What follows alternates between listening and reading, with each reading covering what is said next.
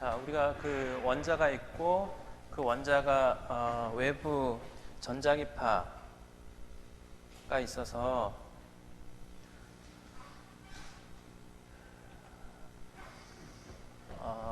원자가 있고 그 원자 바깥에 이제 전자기파가 있어서 원자하고 전자기파의 상호작용을 이제 준고전 이론으로 원자는 양자역학적으로 그다음에 전자기파는 고전적으로 다루는 그런 이제 세미 클래시컬 티어리에 대해서 하고 있어요.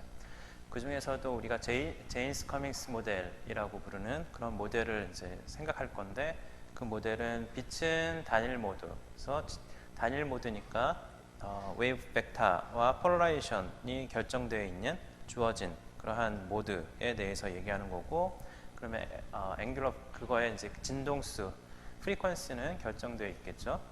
그다음에 원자는 원래 뭐 굉장히 여러 개의 에너지 준위를 갖고 있는데 그 중에 이 빛의 진동수와 이제 공명 조건을 만족하는 두 개의 에너지 준위, 두 개 말고 여러 개의 다른 에너지 준위들이 성립된다고 하면 그런 원자는 버리고 이제 특별한 원자들을 찾아서 이제 두 개의 에너지 준위가 빛의 그 진동수하고 공명 조건을 만족할 수 있도록 하는 그런 경우에 대한 원자 그리고 그거의 이준위를 선택을 해요. 이제 그렇게 할 수 있는 그런 경우를 제인스 커밍스 모델 혹은 이제 제인스 커밍스라고 이제 모델이라고 얘기를 하고 그때 이제 원자의 양자 상태에 대한 것은 그 원자의 에너지 아이겐 밸류들로 시간 변화가 있는데 그거에 대한 걸 미리 빼놓고 나머지로 새롭게 이제 로테이팅 프레임에서의 프라이오리티 앰플리튜드를 정의를 하죠. 이거는 이번에 이제 얘기를 했는데 슈레딩거 이퀘이션이 있고 그 슈레딩거 이퀘이션을 원래는 원자하고 상호작용항, 그러니까 퍼터베이션 항이 있으면 그거 토탈 해밀토니안에 대해서 시간 타임 이볼루션 할 거예요. 근데 걔 상태를 특별히 이제 퍼터베이션이 없는 자유 원자 혼자 있을 때 그거의 고유 상태로 전개하는 것도 가능하죠. 그거의 고유 상태로 전개한다라는 것은 해당하는 요 원자 해밀토니안에 대한 에너지 측정을 하겠다라는 것을 의미하는 거기도 해요. 그러면 이제 그거의 그 프라이오리티 이제 확률 진폭을 이제 C라고 그렇게 불렀다고 하면 그러면 걔네들을 이런 식의 변화를 할 수 있어요.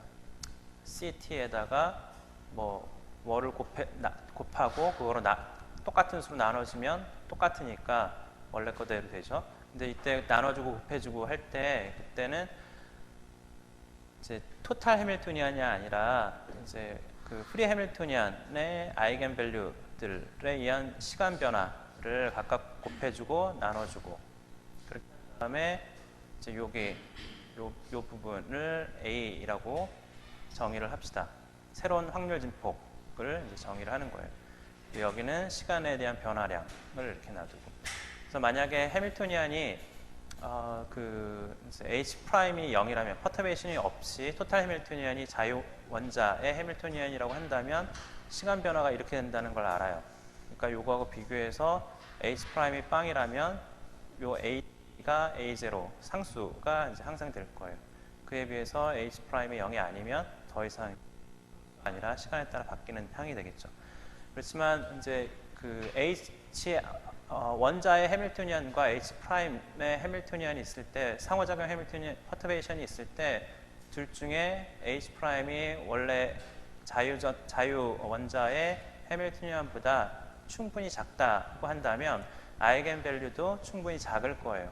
그러니까 시간에 대한 변화가 이제 이 아이겐 밸류로 에너지 아이겐 밸류로 결정이 되는데 에너지 아이겐 밸류가 작다라는 것은 진동수가 작다라는 걸 뜻하는 거고 진동수가 작다는 것은 천천히 변한다라는 걸 뜻하는 거예요. 그러니까 여기서 그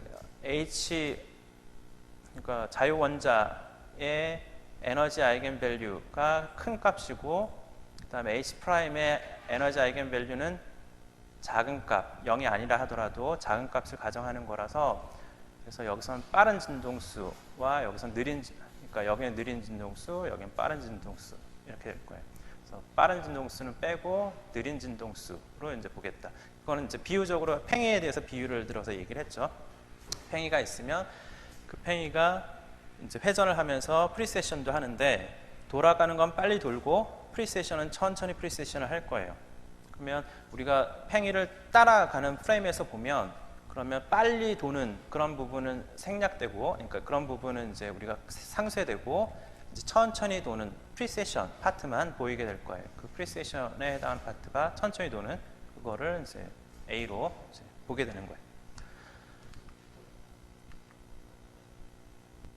그래서 그 이제 슈레딩거 방정식을 아까 얘기한 것처럼 이준위 원자로 가정해서 그렇게 해서 이제 이 방정식을 새로 다시 쓰면 그러면 이와 같이 이제 두 개 변수가 있는 시간 미분 방정식이 이제 될 거예요.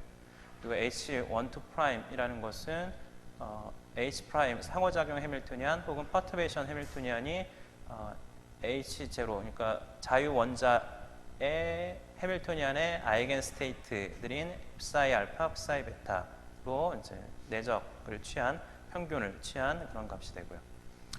오메가 A라는 것은 이제 두 에너지 준위의 차를 하바로 노멀라이즈를 한 그러니까 원자의 진동수, 각 진동수 정도로 정의할 수 있겠죠.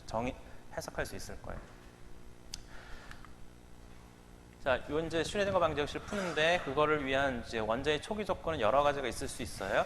이제 대표적으로는 이제 낮은 에너지 상태에 있다가 그러니까 A1이 이제 1이었다가 A1이 1, A2가 빵인 그런 낮은 에너지 상태에 있었을 초기 시간이 0일 때는 그렇게 있다가 이제 시간이 지나면 높은 에너지 상태로 갔다가 여기를 했다가 뭐 다시 떨어졌다 하는 일들을 하게 되겠죠. 혹은 이제 그 초기 상태가 높은 에너지 상태니까 A1이 빵이고 A2가 1인 그러한 상태가 초기 조건일 수도 있어요.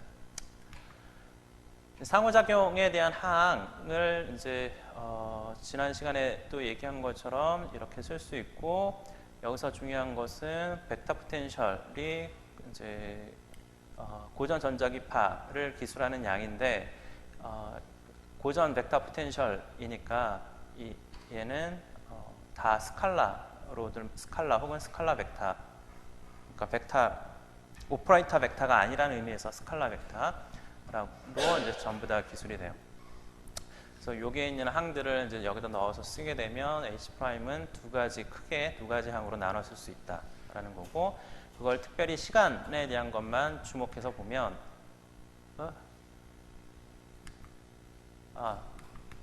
네. 주목해서 보는 거는 말고 이제 이렇게 두 가지 항으로 나눠 쓸 수 있다라는 거고 내가 오늘 그 요약할 때 하고 싶었던 얘기는 두 가지 근사를 하게 돼요.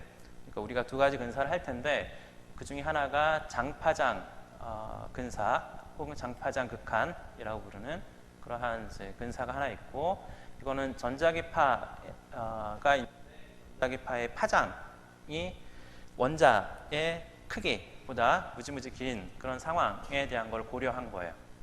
그래서 파동함수의 영역이라는 것은 전자가 있는 그러니까 파동함수라는 건 전자의 확률 진폭을 나타내는 거고 파동함수는 어떤 위치에 전자가 있는지를 나타내는 확률 진폭이고 다시 말하면 전자가 주로 어디에 있을지를 얘기를 해줘요. 그래서 그 파동함수의 값이 0이 아닌 영역을 원자의 크기 정도 될 거고 그건 이제 옹스트롱 정도 오도 그러니까 0.1 나노미터 정도의 이제 길이를 가져요. 반면에 전자기파의 파장은 400에서 800 나노미터 가장 짧아도 우리는 빛의 전자기파를 지금 현재 다루고 있어요. 그 경우에 대해서 400 나노에서 800 나노 가장 짧을 때 한 400 나노미터 정도 오더니까 얘는 원자 크기보다 한 4000배 정도 크다라는 것을 뜻해요. 그래서 핵과 전자 사이의 거리 혹은 이제 원자의 크기를 빛의 파장으로 나누면 얘는 4,000분의 1 정도가 되는 거니까 이걸 0으로 근사를 하자라는 거예요. 그렇게 한다는 건 뭘 뜻하는 거냐면 우리가 좀 전에 있었던 이 인터랙션 해밀토니안 중에서 여기 공간에 대한 부분에서 전자기파의 파수와 관련된 exponential IKR 요 파트를 생각해 보면 KR이 K가 란다분의 1 오더고 R이 원자의 사이즈 정도 되는 거니까 최대 커봐야 원자의 사이즈 정도 되는 거니까 란다분의 원자의 사이즈 다시 말해서 요거로 볼 수 있어 4,000분의 1 정도 돼서 0으로 근사를 할 수 있으니까 여기를 0으로 근사를 하자. 그래서 얘를 0승이 되는 거라 1로 줄 수 있다. 밑에도 1로 exponential 마이너스 IKR은 1로 근사를 할 수 있다라는 거예요. 그렇게 해서 이제 장파장 근사를 하고 그 다음엔 이제 시간에 대한 그 근사를 할 건데 요 시간에 대한 파트를 주목하면 그 파트에 대한 것을 원래 이제 슈레딩거 이퀘이션에서는 원자에 대한 진동수가 진동수에 대한 항이 같이 곱해져요.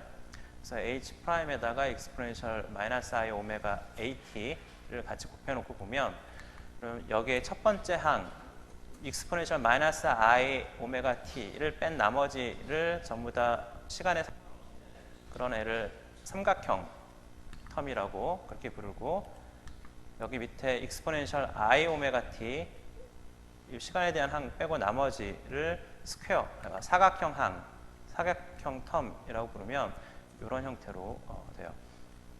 우리가 현재 그 다루고 있는 제임스 커밀스 모델에서는 빛의 프리퀀시와 원자의 프리퀀시가 거의 유사한 그런 형태, 그러니까 공명근방인 경우를 다루고 있는 중이에요. 꼭 완벽한 공명이 아니어도 상관없는데 공명근방이라는 것을 우리가 니어 레조넌트한 그런 경우를 적어도 그런 경우를 생각해요. 그렇게 했을 때 1차 시간 미분 방정식에 대한 것을 이렇게 살펴보면 그때 해봤듯이 이거 미분 방정식에서 두 개의 팩터가 있는데 하나는 빠르게 진동하는 항과 느리게 진동하는 다른 하나는 느리게 진동하는 항 그거의 앞에 있는 웨이트가 두 개가 유사하다면 적분해서 솔루션을 보면 전부 다 진동수분의 1로 코사인은 사인으로 바뀌는 형태지만 그렇게 바뀌어요. 그러면 진동수분의 1이 되니까 빠른 진동수는 앞에 항이 기어가 작아지고 느린 진동수는 이 항이 상대적으로 커지게 돼요. 그래서 만약에 그 빠른 진동수가 느린 진동수보다 무지무지 빠르다는 가정하에서 보면 빠른 진동수에 의한 항은 무시하고 느린 진동수의 항이 가장 큰 건 기여를 하게 된다라는 거예요. 이거는 이제 그 슈레딩거 방정식에서도 유사하게 혹은 똑같게 적용이 될 수 있고 그래서 우리가 여기서 보면 두 가지 항이 있는데 하나는 오메가 플러스 오메가 A 다른 하나는 오메가 마이너스 오메가 A이거든요. 그러면 오메가하고 오메가가 사실은 어느 정도 오더냐면 테라헬스 오더예요. 테라헬스면 10의 15승 정도 되는 거죠. 10의 15승 오더 정도고 얘는 차를 얘기하는 거니까 그 테라헬스에서 차로 기가헤르츠 내지는 메가헤르츠 정도 오더일 거예요. 둘의 차는 엄청나게 크게 차이가 나니까 이 부분보다는 이 부분이 훨씬 더 큰 기여를 할 거로 얘를 무시를 할 거예요. 그런 근사를 회전파 근사, Rotating Wave Approximation이라고 그렇게 불러요. 그리고 이제 이 요조건 공명근방일 때 요 항 말고 그러니까 빠르게 진동하는 항은 무시하고 느리게 진동하는 항을 택하는 그 과정이 뭐에 해당하는 거냐면 고전적으로는 에너지 보존 과정과 관련이 돼요. 그러니까 여기 빛이 있고 그 다음에 여기 원자가 있는데 원자가 그라운드 스테이트에서 낮은 에너지 상태에서 높은 에너지 상태로 올라갈 때 에너지를 빛에서부터 전자기파에서부터 에너지를 흡수해서 높은 에너지 상태로 가겠죠. 그때 흡수한 에너지는 전자기파가 잃은 만큼의 에너지를 빛이 그만큼의 에너지를 흡수하게 될 거예요. 그렇게 되겠죠. 혹은 또 반대로 원자가 그라운드 스테이트 낮은 에너지 상태로 떨어지면 잃은 에너지만큼을 전자기파 모드로 내놓게 될 거예요. 그래서 두 개를 합치면 항상 동일한 에너지가 돼야 되겠죠. 그게 에너지 보존에 대한 이야기인데 네, 요 두 가지에 대한 항은 뭐냐면 똑같아요. 그러니까 그 네, 나중에 그 조금 더 자세하게 얘기하기로 하고 요 항이 에너지 보전과 굉장히 밀접한 관련이 있는 거고 얘는 에너지 보전을 깨는 항이다라는 것만 일단 기억을 해둡시다. 자, 그래서 두 가지 근사를 이제 하고 난 다음에 슈레딩거 방정식은 이렇게 바꿨을 수 있는데 여기에 원래 H 프라임 어쩌고 있었던 그 항을 오메가로 이제 바꿨었어요. 그래서 여기서 오메가는 하바 오메가는 아까 얘기했던 항 중에 스퀘어 항, 그러니까 여기 삼각형하고 이제 사각형 항이 있었을 때 이 사각형 항에 대한 것을 두 배의 사각형 항을 하바 오메가라고 이렇게 정의를 할게요. 왜 하필이면 2라는 팩터를 붙였느냐, 그래서 여기를 2분의 1로 했느냐 하는 것은 뒤에 조금 더 이제 얘기를 하기로 하고, 이제 요 오메가를 이제 라비 프리퀀시, 라비라는 사람이 있는데, 예, 그건 좀 이따 얘기할게요. 여기서 오메가에 대한 것을 실제로는 어떻게 하느냐 하면 주로 실험으로 결정해요. 그러니까 오메가에 대한 걸 결정할 때 우리가 이론적으로 다 계산할 수 있죠. 아이디얼하게. 어떻게 할 수 있냐면 스퀘어 텀, 삼각형과 사각형 항은, 그러니까 여기서는 삼각형 항, 여기 사각형 항인데 이 사각형 항에 대한 것만 구하면 돼요.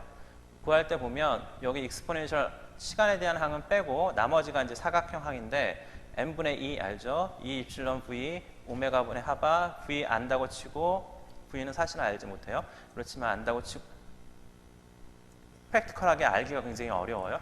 그렇지만 안다고 치고 얘네도 구할 수 있을 거고, a라는 건 벡터 포텐셜의 이제 벡터 포텐셜의 값, 이제 이거의 크기, 네, 그거와 관련되는 거고, 그다음에 여기는 1이니까 됐고, 여기에 psi라는 것, psi 알파라는 것은 이제 그러니까 원자의 파동함수, 원자 혹은 전자의 파동함수인 거고, 여기도 마찬가지고, 여기서 p라는 것은 우리가 현재 x 리프레젠테이션을 쓰고 있기 때문에 전자의 위치에 대한 미분 연산자가 돼요.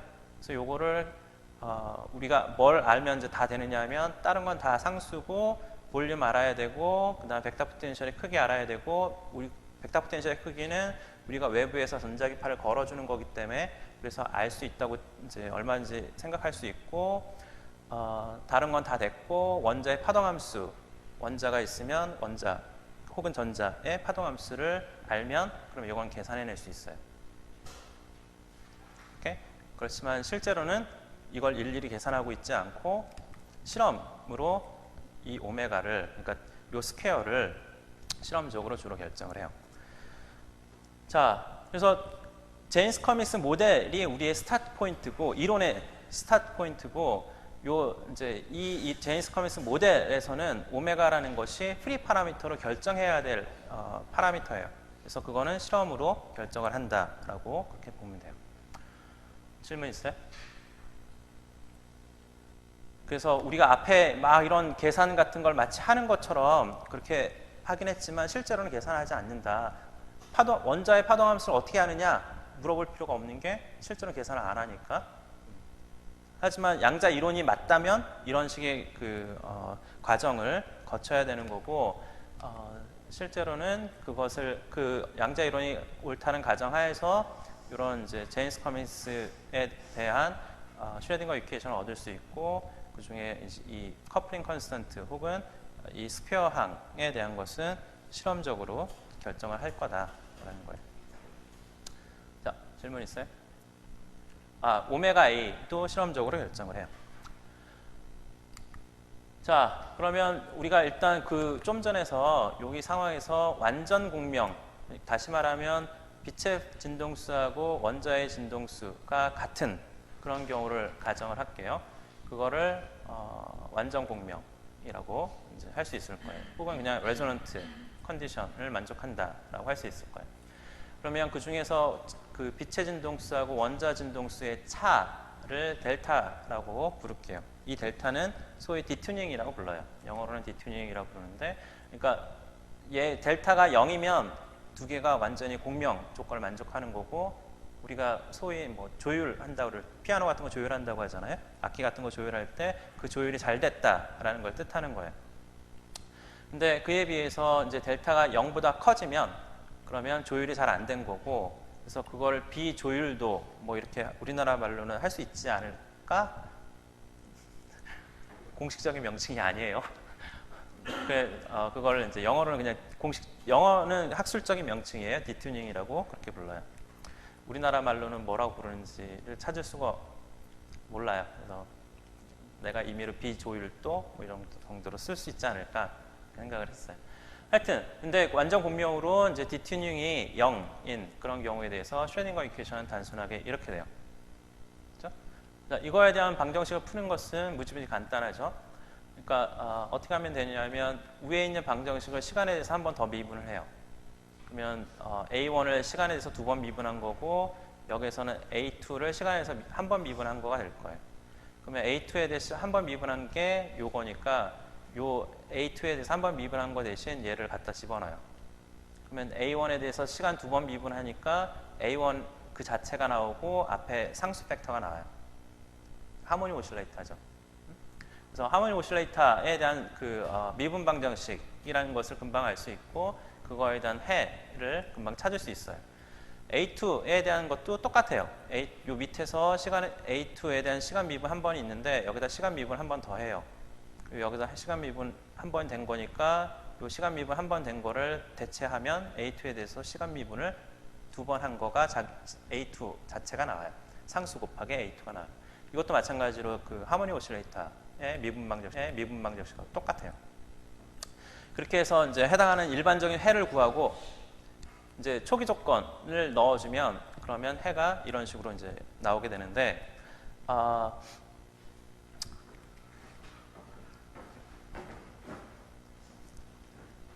번만 해볼게요.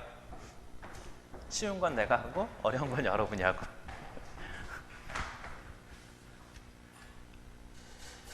원래 세상이 그렇게 불공평한 거잖아.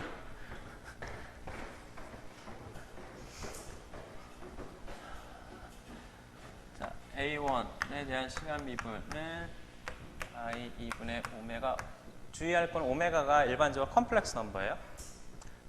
A2 이거고, 시간에서 2번 미분하면 A2에 대해서 시간 미분이 있죠. 그다음 밑에서 A2에 대한 시간 미분은 이렇게 되는 거니까 A2 대신 요거를 A2 돗 대신 요거를 이제 넣으면 마이너스 I 오메가의 이 컴플렉스 컨주게이트의 절대값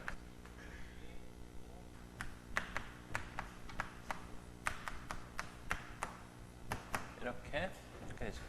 그러면 마이너스 i의 제곱은 마이너스고 2분의 오메가 절대값 제곱의 a1 이렇게 쓰겠죠?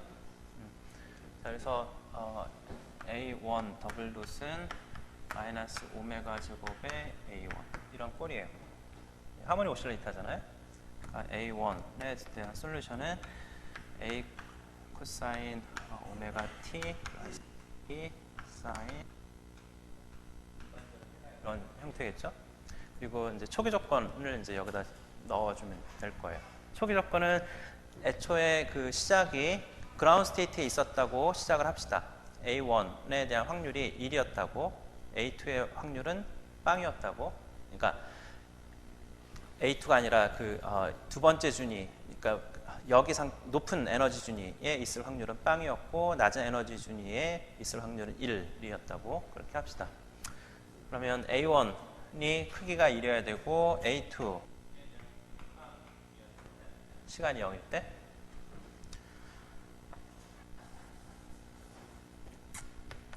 그러니까 A1의 t가 0일 때는 1. 꼭 이래야 돼요. 익스포넨셜 I 오메가, 익스포넨셜 I 세타 이러면 안 돼요? 1이어야 돼요. 익스포넨셜 I 세타 위상이 있으면?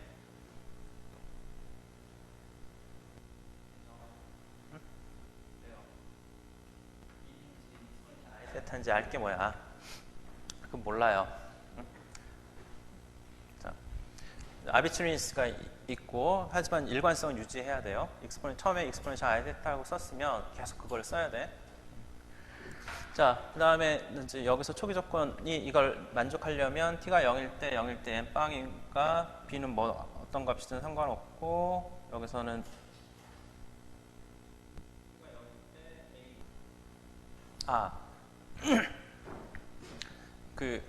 네, 그렇게 해서 A1이라는 게 코사인 오메가 t 플러스 B 사인 오메가 t 이렇게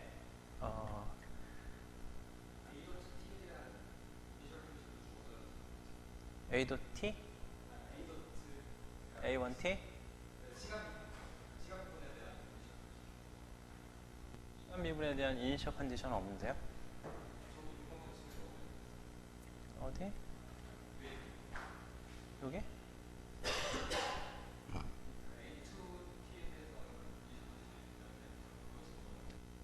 A2 여기다 0 넣었을 때 그거에 대한 거요?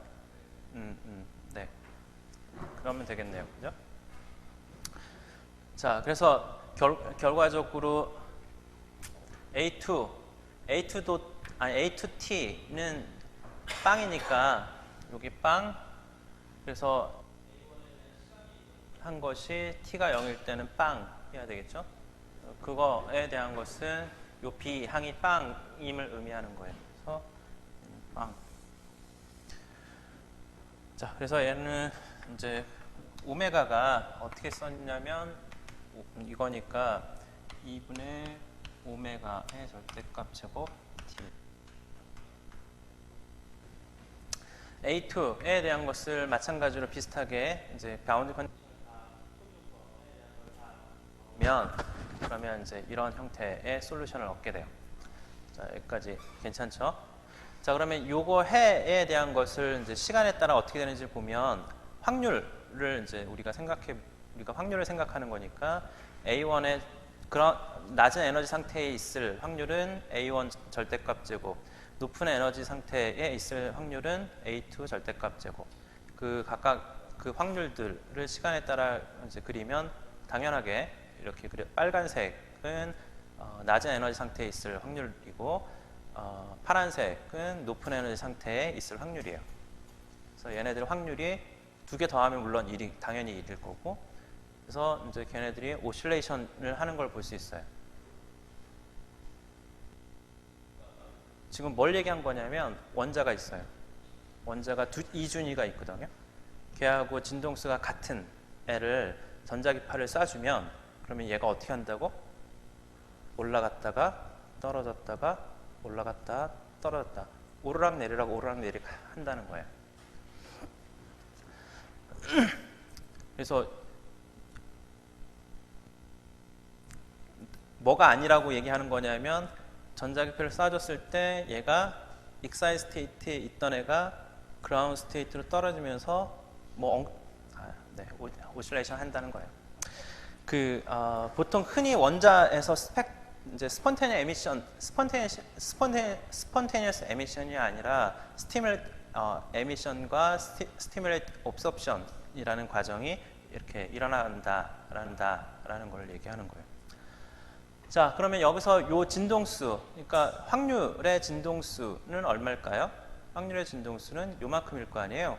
한 주기에 해당하는 게 요만큼일 거 아니에요. 그 주기가 이제 어떻게 되느냐면 여기 그러니까 여기 2분의 오메가 t가 파이가 될 때 요만큼 가죠. 여기가 빵이니까, 그러니까 여기가 2분의 파, 요 값이 2분의 파일 때 여기고, 요 값이 파일 때 요 값이에요. 그러면 우리가 한 주기는 여기까지가 한 주기인 거죠. 확률로 보면. 그래서 이제 그거는 얘네들을 2파이로 나눴을 때, 여기를 파이로 나눴을 때 1이 되는 곳이에요. 오케이? 아니지? 헷갈려. 맞죠? 맞죠? 아는 거죠 지금? t가 파이일 때, 그죠? 한 주기인 거잖아요. 이게 이제 주기를 한 주기를 t라고 이렇게 합시다. 2파이 분의 오메가가 t분의 1가 그러니까 한 주기에 대한 진동수는 오메가의 절대 한 주기 얘네들이 한 주기에 대한 진동수 그거는 라지 오메가가 돼요. 그래서 이 라지 오메가를 뭐라고 부르냐면 라비 프리퀀시라고 라비라는 사람이 이제 얘기한 거라 라비 프리퀀시라고 그렇게 불러요.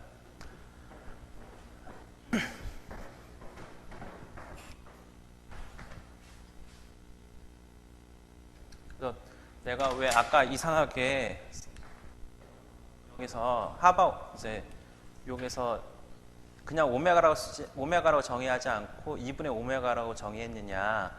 2분의 오메가로 정의한 이유는 라비 프리퀀시 염두에 두고 2분의 오메가라고 한 거예요. 자, 라비 오실레이션에 대한 것은 의외로 쉽게 보기가 힘들어요. 그러니까 아까 얘기한 것처럼 우리가 제임스 커믹스 모델이라는 것이 잘 성립될 수 있는 그런 경우에 대해서 라비 오실레이션을 이제 볼 수 있고, 제임스 커믹스 모델이 잘 성립될 수 있는 그런 모델, 그러니까 그런 시스템이 아니면 제임스 커믹스 모델로 볼 수 없는 시스템에 대해서는 보기가 굉장히 힘들어요. 그래서 이제 볼 수 있는 예를 이제 크게 두 가지를 보여줬는데, 하나는 캐비티 QED라고 부르는 여기 캐비티가 있고, 그때 한번 얘기했죠. 캐비티 같은 경우에는 프리퀀시들이 디스크리트하게 정의돼서 공명 조건을 만족하는 이제 모드가 하나, 혹은 공명 조건 근방에 있는 모드는 하나밖에 없는 그런 경우를 얘기를 했잖아요. 그렇게 만들 수 있는 그런 경우에 대해서 이제 라비 오실레이션을 볼 수 있는데, 이건 무시해요. 그래서 이게 이렇게 예쁘게 오실레이션 하고 있는 것을 볼 수가 있어요. 시간에 따라서 굉장히 오랫동안 오실레이션 하고 있죠. 이거는 이제 조금 다른 건데, 이거는 흔히 요새 많이 연구하는 그 물질 중에 하나예요. 이건 다이아몬드인데, 다이아몬드가 카본들로 막 규칙적으로 있잖아요. 거기서 카본을 하나 띄어내는 거예요. 띄어내면 흔히 질소 원자가 들어가거든요. 질소 원자가 들어가면서 사실은 빈 공간이 하나 또 생겨요. 그러니까 탄소를 사실은 두 개를 띄어내는 거고, 그 두 개 띄어낸 곳에 질소가 하나 들어가고 탄소 하나는 비는 이런 경우가 생기거든요. 이런 부분, 이 부분이 일종의 가상적인 원자, 그러니까 진짜 원자는 아니고 버추얼 애톰 같은 그런 역할을 해요. 그걸 이제 다이아몬드 앰비센터라고 하는데, 요 다이아몬드 앰비센터인 곳에서 여기 보면 이렇게 오실레이션 해요. 오실레이션 하는데 점점 없어지죠, 오실레이션이. 이게 흔히 이제 일어나는 그 현상이에요. 얘는 굉장히 잘 컨트롤하고 있는 중인 거고, 얘보다는 상대적으로 잘 정의가 안 된, 그러니까 제임스 커믹스 모델로서 정의가 잘 안 된 그런 경우예요. 사이즈로 보면 얘는 마이크로미터 사이즈 혹은 서브 마이크로미터 사이즈 정도 되는 거고, 얘는 옹스트롱 정도 오더 사이즈가 되는 거예요. 그러니까 옹스트롱 오더에서 이제 라비 오실레이션을 보고 있는 거고, 얘는 마이크로미터 사이즈로 만들어 놓고 이제 라비 오실레이션을 보고 있는 거고. 이제 이거 위에도 이제 그 슈퍼컨덕터를 이용해서 이제 그 라비 오실레이션을 보고, 이제 퀀텀 돗이라고 부르는 이제 반도체 같은 거에서도 라비 오실레이션을 보고 하는 일들을 흔히 해요. 이 라비 오실레이션은 우리가 얼마나 이 원자와 빛을 잘 제어를 하고 있는지, 컨트롤을 얼마나 잘하고 있는지 그거에 대해서 판단할 수 있는 좋은 근거 중에 하나예요. 그러니까 퀀텀 미케니컬하게 제어를 잘하고 있는지 그거를 판단할 수 있는 근거 중에 하나예요. 이제 이 제임스 커믹스 모델에서 비조율도, 그러니까 디튜닝이 0이 아닌 그런 경우에 대해서 슈레딩거 이퀘이션은 다시 원래대로 복구하면 이렇게 돼요. 자, 요거에 대한 일반적인 해를 구하는 것을 숙제로 할게요. 숙제를 하세요. 자, 그래서 오늘은이 아니라 그래서 다음 주제로는 여전히 우리는 원자와 빛의 상호작용인데 여지껏은 준고전 이론으로 이제 빛을 고전적으로 다룬 그런 경우를 했고 이제 이번에는 빛도 양자로 다루는 그런 경우에 대해서 상호작용에 대한 걸 다뤄보려고 해요. 준고전 이론은 아까도 얘기한 것처럼 원자는 양자로 빛은 고전적으로 다룬 거예요. 이건 달리 보면 원자가 우리의 시스템이고 빛은 외부 환경에서부터 왔다라고 그렇게 취급할 수 있어요. 그러니까 external field라고 그렇게 얘기를 할 수 있어요. 근데 풀리 퀀텀 티어리로 하려고 한다면 그러면 빛도 우리의 시스템이 돼야 돼요. 그래야지 해밀토니안 시스템으로 취급할 수가 있게 되거든요. 그래서 우리의 이제 양자 이론에서는 원자뿐만 아니라 빛도 이제 시스템으로 보고 둘 사이의 상호작용은 이제 추후 이제 다뤄요. 이렇게 해서 이제 제일 중요한 거는 해밀토니안이 뭔지를 먼저 아는 게 필요한데 원자하고 빛의 해밀토니안은 전체 해밀토니안은 자유 원자의 해밀토니안. 그러니까 원자 홀로 있을 때, 빛이 없을 때 그때 해밀토니안과 자유빛의 해밀토니안, 원자 없고 빛만 있을 때 그럴 때 해밀토니안, 그리고 둘이 같이 있음으로써 생기게 되는 상호작용 해밀토니안, 이렇게 세 가지 항으로 나눴을 수 있고 그 중에 자유원자와 자유빛 해밀토니안을 자유 해밀토니안이라고 부를게요. 그리고 상호작용 해밀토니안은 따로 부르고, 그래서 전체 해밀토니안은 이제 각각 자유롭게 있을 때의 해밀토니안에다가 같이 있음으로써 생긴 상호작용 해밀토니안, 이렇게 두 개 합으로 쓸 수 있어요. 빤한 얘기니까 뭐 그 별다른 감흥이 없는 거죠. 자, 그러면 이제 전체 해밀토니안은 좀 전에 얘기한 것처럼 자유 해밀토니안과 상호작용 해밀토니안 이렇게 쓸 수 있고, 자유 해밀토니안, 자유 해밀토니안은 아까 얘기한 것처럼 자유 원자 해밀토니안과 자유 빛 해밀토니안 이렇게 두 개로 이제 쓸 수 있잖아요. 원자의 해밀토니안은 키네틱 에너지 파트, 이제 전자 하나만 있다고 가정할게요. 전자 하나 있을 때 그럴 때 키네틱 에너지 파트와 포텐셜 에너지 파트, 이거는 핵에 의해서 만들어진 포텐셜을 얘기하는 거예요. 혹은 이제 그 외부에서 일렉트릭 필드를 스태틱하게 걸어준다든지 전자기파 이외로 이제 그 일렉 필드 같은 걸 걸어줄 수 있을 텐데 그럴 때 포텐셜 에너지에 대한 해당하는 그 항을 넣을 수도 있어요. 자, 그렇게 하면 이제 그 이제 원자, 그러니까 전자가 하나인 경우에 그럴 경우에 대해서 우리가 슈레딩거 이퀘이션의 타임 인디펜던트 슈레딩거 해밀토니안의 아이겐 이퀘이션을 생각할 수 있고, 그 아이겐 이퀘이션의 에너지 아이겐 밸류를 E 서브 알파, 아이겐 스테이트를 psi 알파 이렇게 부르도록 할게요. 이전 거하고 똑같이. 빛의 이제 그 추가로 된 거는 이제 빛의 해밀토니안을 추가를 한다라는 건데, 빛의 해밀토니안은 우리가 얘기한 것처럼 단일 모드를 생각하는 거고, 단일 모드는 수학적으로는 하모닉 오실레이터하고 똑같다고 얘기했죠. 그래서 하모닉 오실레이터의 해밀토니안을 그냥 쓰면 되고, 그다음에 이 빛의 해밀토니안의 아이겐 이퀘이션은 이렇게 쓸 수 있을 거예요.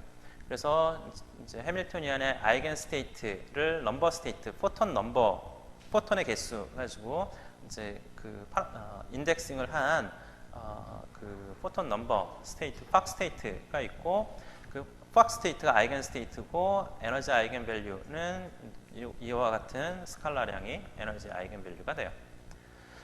이제 상호작용 해밀토니안은 우리가 이전에 했던 거하고 똑같이 이제 그 H 프라임이고, 그 H 프라임의 상호작용 해밀토니안은 벡터 포텐셜, 그러니까 전자기파의 벡터 포텐셜과 전자의 모멘텀 오퍼레이터의 내적으로 이렇게 주어져요. 차이는 뭐냐면 모두 다 빛도 양자역학적으로 다루고 있기 때문에 벡터 포텐셜의 인제는 오퍼레이터로 된다라는 거예요. 네. 이전에는 벡터 포텐셜의 제곱선이 있었는데 그거를 필드의 해밀토니안으로 주는 네네네. 네. 지금 들어간 거예요. 그러니까 내가 그거에 대한 익스플리시트한 과정을 보여주진 않았는데, 네, 들어가 있는 거예요. 계산을 하면은 들어가 있다. 그러니까 계산을 하면 이제 이렇게 되는 걸 볼 수 있는 거죠. 네.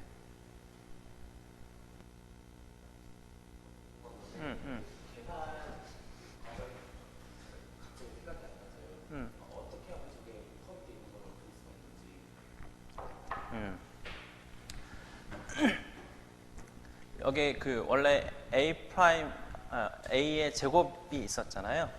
그 A 제곱에 대한 항을 요 그 뭐지? 이 양 그 원자의 파동함수로 이제 평균을 내고, 네, 그 평균을 낸 거에 대한 에너지 상수 항이 추가로 있거든요. 그 추가된 에너지 항을 필드에다가 넣으면 돼요.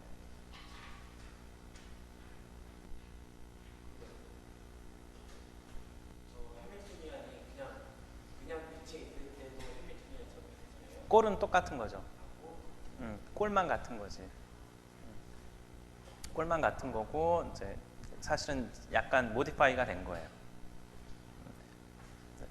모디파이가 될 때 뭐 어떤 파트에서 모디파이가 되느냐면 요 프리퀀시 파트가 변형이 일어나요. 그 여기 에너지에 대한 것을 보면 벡터 포텐셜의 제곱항이 이렇게 있잖아요. 그러면 요게 벡터 포텐셜 제곱항이 아까 전자기파 상호작용에 의해서 추가가 된 항이 있죠. 그 항이 일로 들어오는 거예요. 같이 합쳐지는 거예요. 그러면 볼륨은 그냥 상수일 테고 프리퀀시만 이제 모디파이가 되겠죠.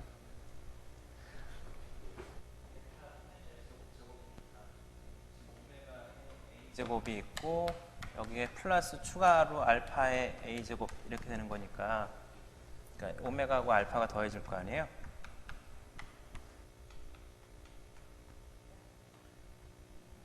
그래서 뭐지? 프리퀀시가 약간 달라져요.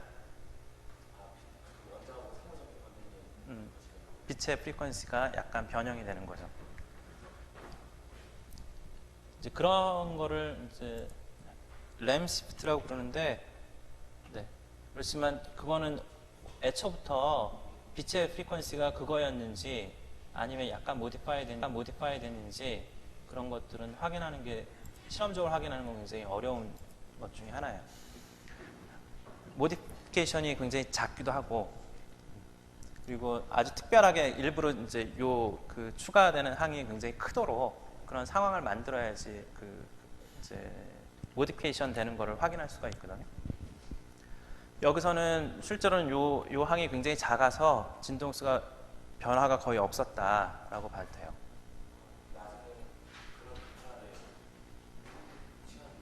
그러니까 결국은 추가된 요 항을 무시한 거죠. 자, 또 질문. 네.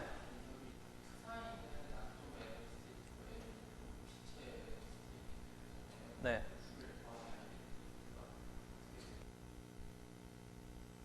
그러니까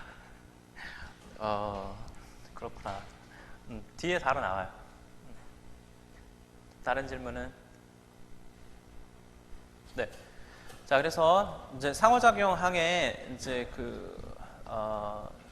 뭐지? 미분 연산 원자 혹은 전자뿐만 아니라 벡터 포텐셜도 이제는 연산자예요. 근데 벡터 포텐셜이 연산자라고 하는데 어떻게 된 형태의 연산자냐라는 걸 봐야지 돼요. 그래서 예를 들어 위치가 연산자가 되는 거냐, 시간이 연산자가 되는 거냐, 뭐 등등등을 볼 수 있겠죠. 거기서 보면 여기서 이제 스칼라 컴플렉스 넘버 A, 그러니까 벡터 포텐셜의 크기를 대변하는 노멀라이즈한 팩터고 얘는 상수고, 대변하는 A가 연산자가 되고, 그 위치 웨이브 벡터 오메가 T는 전부 다 스칼라예요. 이거는 계속 얘기했지만 필드 티어리를 하고 있는 거라서, 필드 티어리에서는 위치나 운동량 그리고 시간 이런 것들은 전부 다 파라미터죠. 해당하는 위치에서의 크기가 이제 연산자예요. 자, 그래서 이제 비슷한 이제 요 상호작용 항에 대한 거를 또 이제 다룰 건데, 조금 디테일하게 다룰 건데, 고전적인 경우하고 양자적인 경우에 약간 차이가 있어요. 그거에 대한 거를 좀 이따 얘기를 할게요. 그 전에 양자 상태부터 먼저 생각을 해봅시다. 그러면 이제 양자 상태는 어쨌건 힐버트 스페이스에 있는 거고, 그거의 기저 베이시스가 뭔지부터 정의를 해야 돼요. 그러면 우리가 다루고 있는 거는 원자 시스템만 다루고 있는, 원자만 시스템을 다루고 있는 게 아니라 빛도 이제 시스템을 다루고 있으니까 원자하고 빛의 두 개 통합된 기저를 생각해야 되고, 그거는 원자의 기저 곱하기 빛의 기저, 여기서 곱하기로 표시했는데 텐서 프로덕트를 의미하는 거예요. 텐서 프로덕트라는 것은 그냥 따로따로 그냥 다룬다라는 거죠. 그냥 구분해서 다루는 것 뿐이에요. 분리해서 다루는 것 뿐이에요. 그래서 원자의 기저는 psi 알파고, 그 다음에 빛의 기저는 박스테이트인 경우에 여기서 메저먼트 베이시스들로 쓰는 건데, 원자의 에너지 측정에 대한 메저먼트 베이시스와 빛의 그 에너지 측정에 대한 메저먼트 베이시스 넘버, 포톤 개수 카운트 하는 거라고 말을 해도 되겠죠. 그렇게 두 개의 이제 텐서 프로덕트로 돼요. 내가 이거를 표기를 약간 달리해서 psi 알파를 알파라고 그냥 쓸게요. 그리고 텐서 프로덕트조차도 생략해서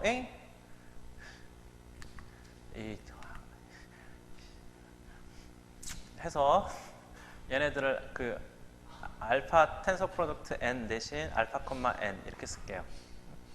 의미는 요거예요. 요거의 의미인데 그거를 이제 표기를 이렇게 표기하겠다라는 것 뿐이죠. 자, 그러면 이제 원자하고 빛의 일반적인 상태는 요 베이시스 기저들로 익스펜전으로 할 수 있겠죠. 왜 그렇게 익스펜전 하느냐 하면 요거로 측정한다는 거잖아요. 원자의 에너지 측정과 빛의 에너지 측정을 각각 하는 거고, 빛의 원자가 알파로 에너지를 측정해서 알파 상태에 있고, 빛을 측정해서 포톤 개수가 n개일, 확률 진폭은 a 알파 n. 걔네들이 가능성들이 다 있을 테니까 그거에 대해서 모든 가능성을 다 줄줄이 쓰면 이게 가장 일반적인 중첩 상태가 될 거예요. 뭐 내가 이 얘기를 굉장히 많이 하잖아요, 그죠? 굉장히 많이 하는데 왜 계속 반복적으로 얘기를 계속 하느냐 하면 모르면 계속 몰라. 너무 뻔한 얘기인데, 너무 뻔한 정이잖아. 정인데 너무 뻔한데 모르면 영원히 몰라요.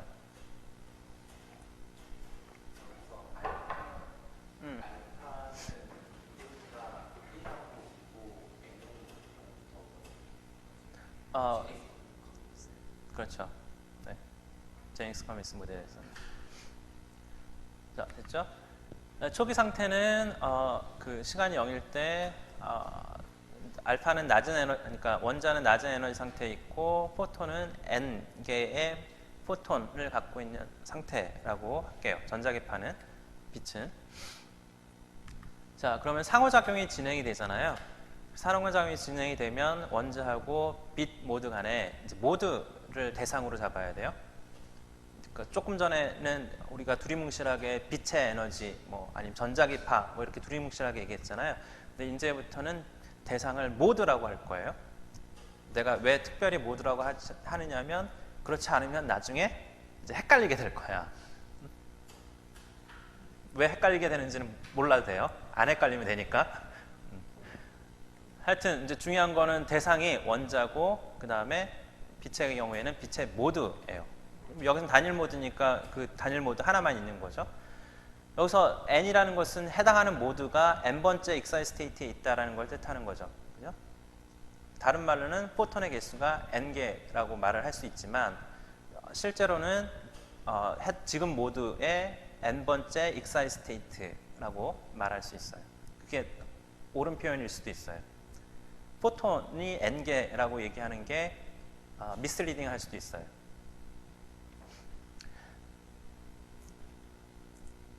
내가 이렇게 얘기하면 입자 물리 하시는 분들하고 싸우게 돼요.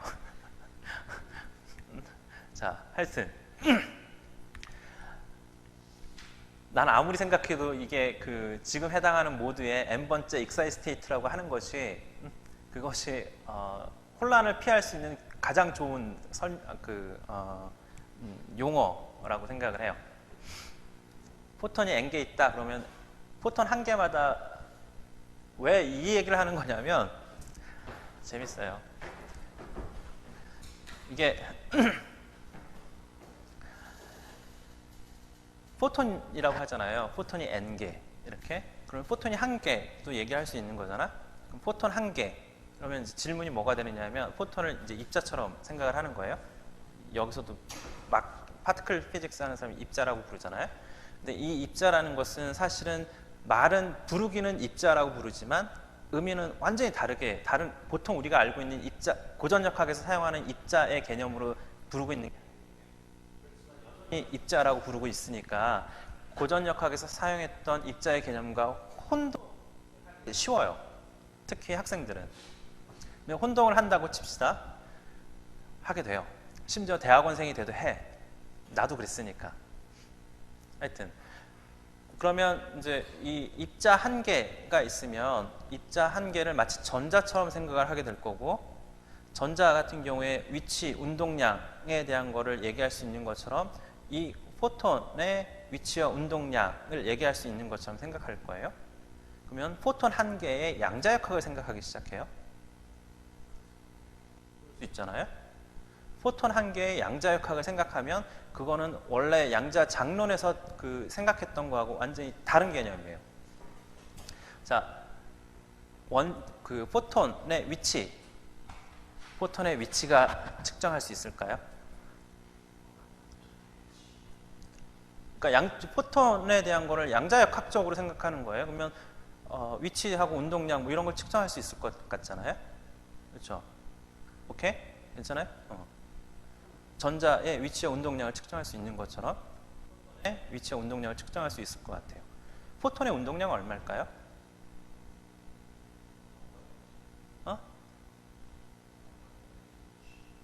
안다분의 h? 그러니까 그 전자의 것처럼. 근데 빛의 속도는 얼마인데요? 포톤의 속도는 얼마인데요?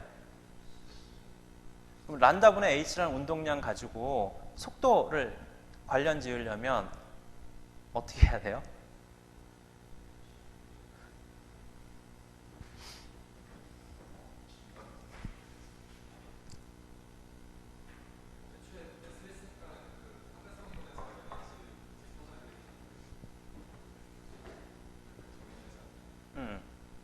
에너지는 PC로 전자기파의 에너지를 얘기할 때 PC 뭐 이렇게 얘기를 하잖아요. 그러면 포톤의 에너지는 얼마예요? 하바 오메가 뭐 이렇게 할 거 아니에요. 하바 오메가. 그러면 하바 오메가를 C로 나누면 운동량.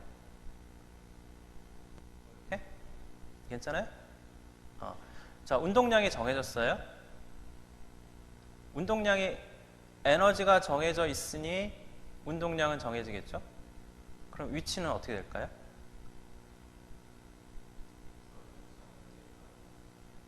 퍼져 있을 것 같죠? 자, 그러면 우리가 그러니까 위치 측정을 하는 게 거의 의미가 없을 거예요. 아무데나 막 측정해도 다 포톤이 있어야 되니까 불확정성 원리로 생각을 하면 불확정성 원리를 막 포톤이라는 그 양자 장론 대상에다가 양자 장론인 거에다가 막 불확정성 원리를 막 적용해요. 여기서는 운동량과 위치에 대한 막 그렇게 해요. 자, 우리가 빛을 펄스 형태로 쐈어요. 쏠 수 있죠? 펄스 형태로. 그러면 포톤의 위치는 어떻게 될까요? 그 대충 얘기해서 펄스 폭 안에 있을 거 아니에요. 그러면 우리가 조금 전에 생각했던 개념이 뭔가 문제가 있어요. 그죠? 왜냐면 위치에 대해서 막 무한대까지 퍼졌어야 되잖아. 언서튼하게. 근데 우리는 펄스를 만들 수가 있거든. 그러면 방금 얘기한 것처럼 위치에 대한 걸 국한시킬 수 있거든요. 포톤을 발견할 위치를 국한시킨 거야. 펄스 폭 정도로. 그러면 아까 얘기했던 운동량에 대한 것은 well defined 되지 않겠네요?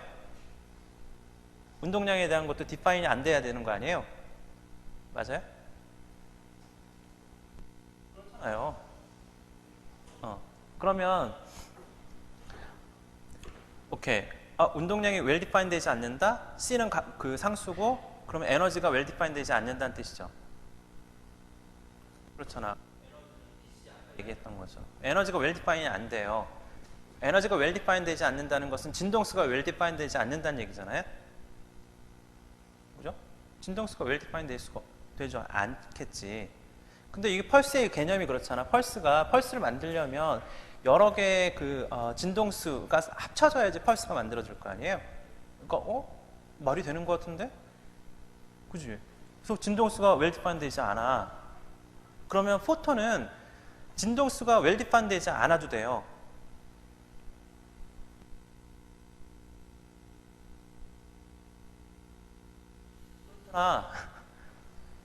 포톤은 진동수가 잘 정의되지 않은 포톤이어도 돼. 그럼 어디 있다는 거야, 포톤의 진동수?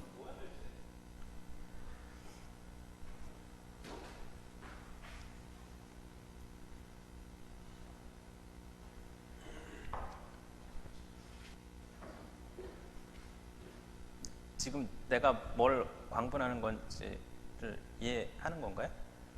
포톤이란 진동수가 잘 정의된 입자라고 흔히들 생각하는데 지금 나는 그거를 반론을 얘기한 거예요.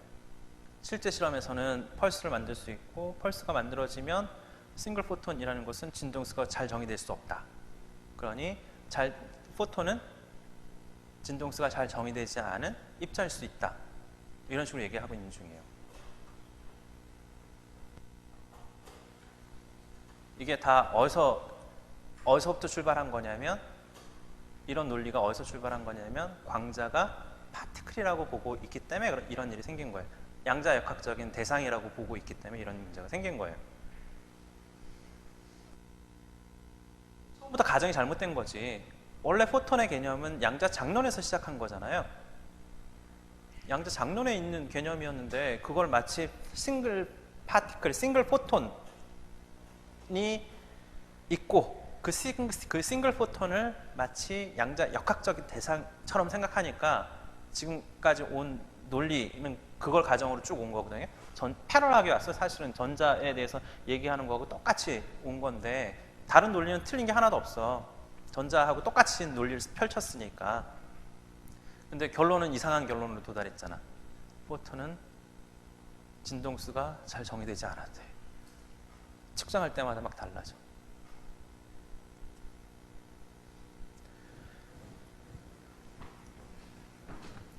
자, 해석은 뭐냐면 방금 얘기한 것처럼 펄스를 만들면 여러 개의 진동수들이 섞인 거잖아요. 모드로 보면 어떻게 되죠? 다시 말하면 여러 진동수를 갖고 있는 모드가 섞인 거예요. 굉장히 많은 모드가 섞인 거죠. 오케이? 그러면 우리가 광자를 각 모드의 excite state라고 생각을 하면 오케이? excite state라고 생각해봐요. 그러면 모드가 여러 개가 있는데 그 모드 중에 특정 모드는 excite state, 나머지는 vacuum. 그런 경우와 또 다른 특정 스테이트가 excite state, 다른 애들이 vacuum, ground state. 이런 식의 여러 모드가 있으면 그 중에 번갈아 가면서 그 excite state에 있고 걔네들의 중첩이 있을 수 있겠죠. 그건 이상해. 예를 들어 모드가 두 개가 있다고 해봐요. 시스템이 두 개가 있어. 두 개가 있는데 하나가 excite state, 다른 하나는 ground state. 그런 경우가 있겠죠. 얘가 ground state, 얘가 excite state. 이상해? 안 이상하죠. 걔네들의 중첩? 안 이상하죠. 둘 다 excite state인 경우도 있겠지. 근데 우리가 한 에너지 퀀텀만 이 토탈 시스템의 에너지가 한 에너지 퀀텀이라고만 하는 거예요. 그러면 이상하지 않죠. 모드로 바꿔요. 모드로 바꿔서 토탈에 대한 에너지는 한 에너지 퀀텀이고 그리고 그 여러 모드 중에 이제 한 모드만 excite state에 있는 여러 가지 경우들이 다 중첩으로 있어. 이상하지 않죠? 그게 조금 전에 얘기했던 그거예요. 펄스. 단일 포톤이 있는 펄스.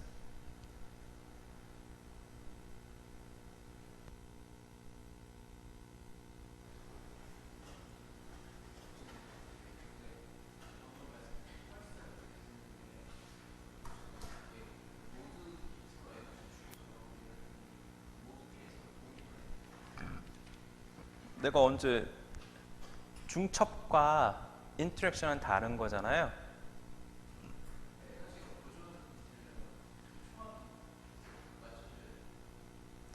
어떡하지?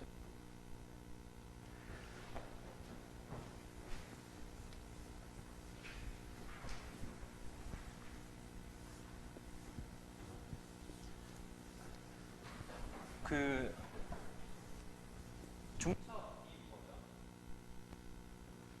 중첩이 뭐예요?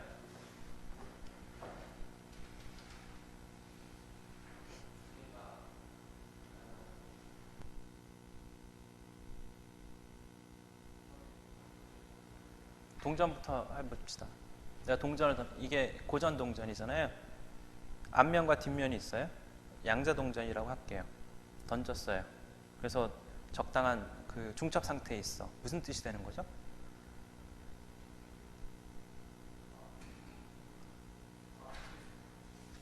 앞일 경우가 있고 뒤일 경우가 있고, 그죠? 그리고 앞일 경우에 대한 확률 진폭과 뒤일 경우의 확률 진폭을 명시한 것 뿐이잖아요. 여기엔 상호작용이라는 게 하나도 들어가 있지 않죠. 그럴 의미가 없거든요, 실제로도. 아까 모드가 두 개가 있었어요. 하나가 A가 익사이 스테이트, B가 그라운드 스테이트 있고, A가 그라운드 스테이트, B가 익사이 스테이트. 얘네들 중첩. 무슨 뜻이 되는 거죠? 있는 경우와 A가 익사이 스테이트인 경우가 있고 B가 익사이 스테이트인 경우가 있는 거죠. 걔네들의 확률이 어떻다, 그럴 경우에 대한 확률이 어떻다 라는 얘기만 하는 거지 둘 사이의 상호작용에 대한 얘기는 하나도 하는 게 아니에요.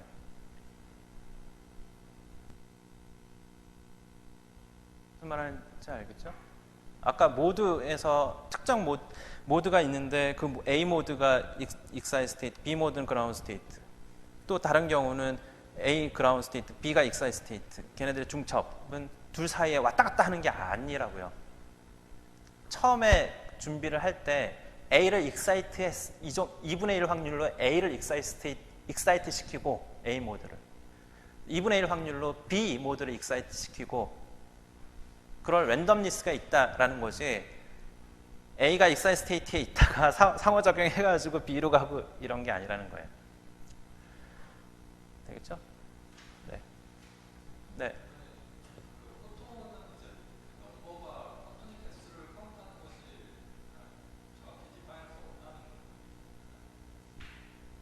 포톤을 카운트를 할 수 없다라는 얘기가 왜 되는 거죠?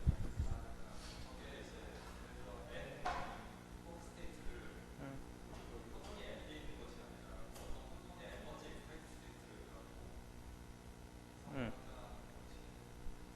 음.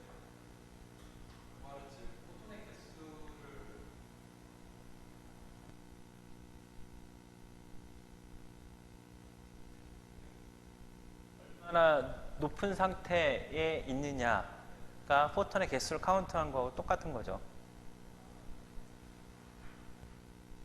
얼마나 밝으냐가 포톤의 개수를 카운트한 거 똑같은 거죠.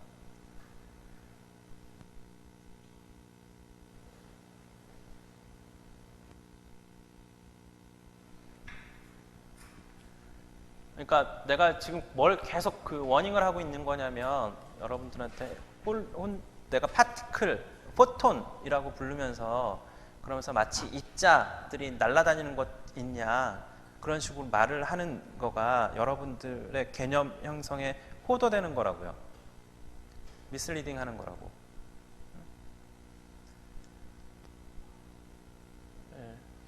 포톤이 여기저기 날아다니는 게 아니고 특정 모드가 익사이 스테이트에 있는 거예요. 혹은 다른 거하고 상호작용을 통해서 포톤이 이 모드에 있던, 그러니까 A 모드가 익사이트에 있다가 B 모드가 익사이트 된다면 그거는 A 모드는 그라운드 스테이트로 떨어지고 B 모드가 익사이트 스테이트로 올라가는 거예요. 포톤이 이동해가지고 글로 간 게 아니라. 첫 번째 줄하고 두 번째 줄을 비교하면 요게? 요거? 맨 아래 요거? 예, 요, 예, 요거요? 예. 그러니까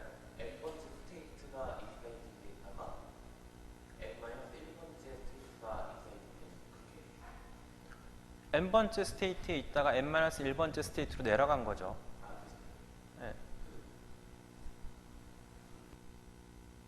하나는 흡수된 거라고 해석하는 게 아니라 그 스테이트가 엑센트인데 그러니까 해당 모드의 에너지가 떨어진 걸 의미하는 거죠. 한 퀀텀만큼 에너지가 내려간 걸 의미한다고요. 네, 그냥 하모닉 오실레이터로 보면 돼요. 해당 모드가 각각 하모닉 오실레이터라고 생각을 하면 된다는 거죠. 그럴 수 있어요. 근데 대신 차라리 익사이 스테이트를 보내는 거예요. 그러니까 원자를 잡으려고 하지 말고 원자를 그냥 날려보내요. 특정 운동량을 갖도록 날려보내요. 그럼 센터 오브 매스는 이제 몸의 특정 속도를 갖고 달리니까 이제 에너지에 대한 아이겐 스테이트가 되겠죠.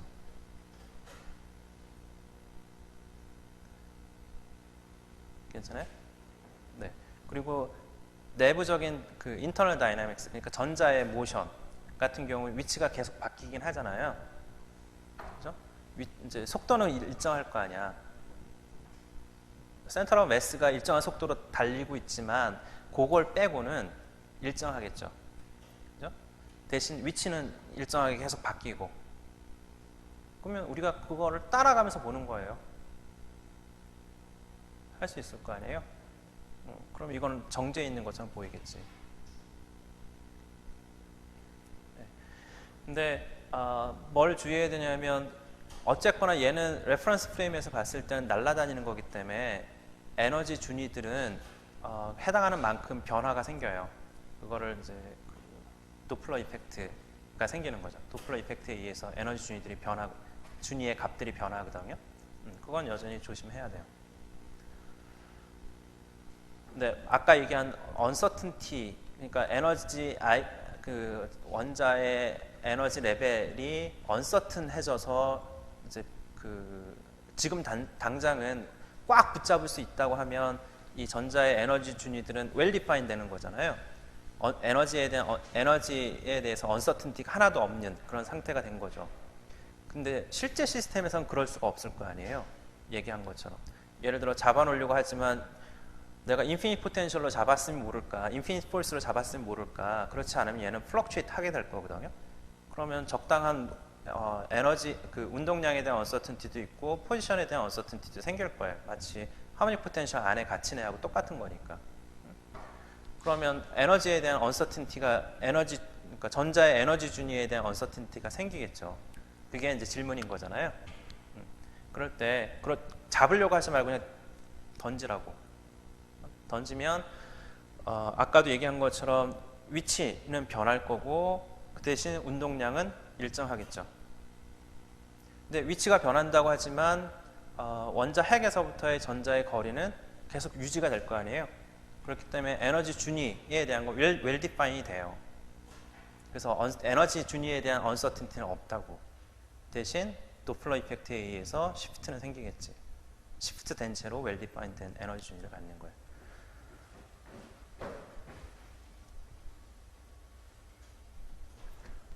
시간이 됐는데 또 다른 질문 있어요?